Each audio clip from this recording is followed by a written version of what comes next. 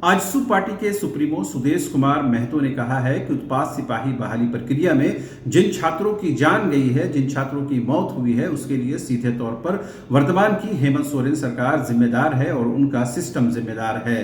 नहीं रुका है, उसकी वजह क्या है कि वो पुनर्मूल्यांकन करना चाहते हैं या फिर अपने जो बनाए हुए उसके लिए जो नॉर्म्स हैं उस पर पुनर्विचार करने के लिए गए हैं। ये देखने वाली बात होगी। ये रुका क्यों? अगर नॉर्म्स में कोई गलती थी, अगर सुधार होता है तो जिम्मेदार सीधे सीधे सरकार है।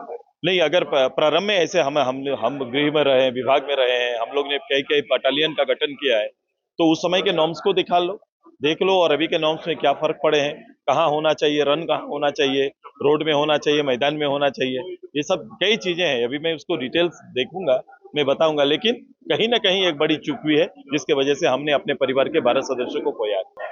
देखो, एक सरकार के सामने जो सरकार बेसिकली जो 5 साल में जो सबसे ज्यादा सफर कोई किया है तो छात्र, नौजवान, बेरोजगार ये सफर किए हैं। एक जो उम्मीद थी इस गवर्नमेंट से या फिर जो होना चाहिए था, जो रेगुलर स्टूडेंट जो पास आउट हैं, जो एग्जाम्स को कंप्लीट कर रहे हैं या कंप्लीट करना चाहते हैं, एग्जाम की तैयारी कर रहे हैं, उनके लिए रेगुलर से एग्जाम ना होना, उनका रिजल्ट नहीं आना और जितनी रिक्तियां हैं उस पे लोगों का ना समाहित होना, कहीं ना कहीं एक बड़ा कारण आज के दिन में हो गया है। ये स्वर्णिम समय अगर उनका 5 साल निकल जाएगा तो हर समय गवर्नमेंट 5 साल 10 साल का रिवेट देके काम नहीं करा सकती, क्योंकि तब तक नए बैच भी आ जाएंगे, नए बच्चे आएंगे, वो भी अपनी काबिलियत सिद्ध करना चाहेंगे। तो ये मिसमैच एक अवस्था इस सरकार ने पैदा कर दिया है, जो सबसे बड़ा विषय है। और राज्य के लिए जीरो, यूथ के लिए जीरो प्रोग्राम रहा सरकार का। जितने भी वायदे किए हैं, चाहे कांग्रेस, झारखंड मुक्ति मोर्चा या राजद ने, एकदम शून्य सा है। उसी का एक डाटा लेकर हम लोग आ रहे हैं। शायद सरकार को ये भी पता नहीं कि मेरे यहाँ पढ़े लिखे लोग कितने हैं, क्योंकि उसका कोई डाटा सरकार कभी सार्वजनिक करती नहीं है। और सरकार ने आज तक जितनी नियुक्तियां दी है, जिस रूप से दी है, उसको थोड़ा पटाक्षेप करने की तैयारी हमारी है। नहीं रुका है, उसकी वजह क्या है कि वो पुनर्मूल्यांकन करना चाहते हैं या फिर अपने जो बनाए हुए उसके लिए जो नॉर्म्स हैं उस पर पुनर्विचार करने के लिए गए हैं। ये देखने वाली बात होगी। ये रुका क्यों? अगर नॉर्म्स में कोई गलती थी, अगर सुधार होता है तो जिम्मेदार सीधे सीधे सरकार है। नहीं, अगर प्रारंभ में ऐसे हम गृह में रहे हैं, विभाग में रहे हैं, हम लोग ने कई कई बटालियन का गठन किया है, तो उस समय के नॉर्म्स को दिखा लो, देख लो और अभी के नॉर्म्स में क्या फर्क पड़े हैं, कहाँ होना चाहिए, रन कहाँ होना चाहिए, रोड में होना चाहिए, मैदान में होना चाहिए। ये सब कई चीजें हैं, अभी मैं उसको डिटेल्स देखूंगा, मैं बताऊंगा, लेकिन कहीं ना कहीं एक बड़ी चूक हुई है जिसके वजह से हमने अपने परिवार के 12 सदस्यों को खोया है।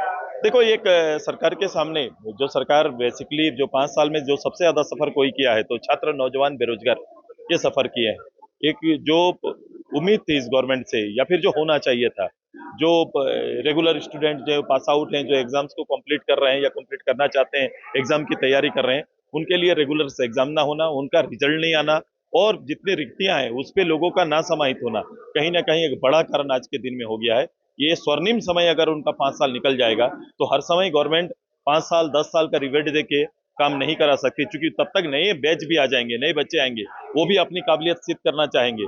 तो ये मिसमैच एक अवस्था इस सरकार ने पैदा कर दिया है, जो सबसे बड़ा विषय है। और राज्य के लिए जीरो, यूथ के लिए जीरो प्रोग्राम रहा सरकार का। जितने भी वायदे किए हैं, चाहे कांग्रेस, झारखंड मुक्ति मोर्चा या राजद ने, एकदम शून्य सा है। उसी का एक डाटा लेकर हम लोग आ रहे हैं। शायद सरकार को ये भी पता नहीं कि मेरे यहाँ पढ़े लिखे लोग कितने हैं, क्योंकि उसका कोई डाटा सरकार कभी सार्वजनिक करती नहीं है।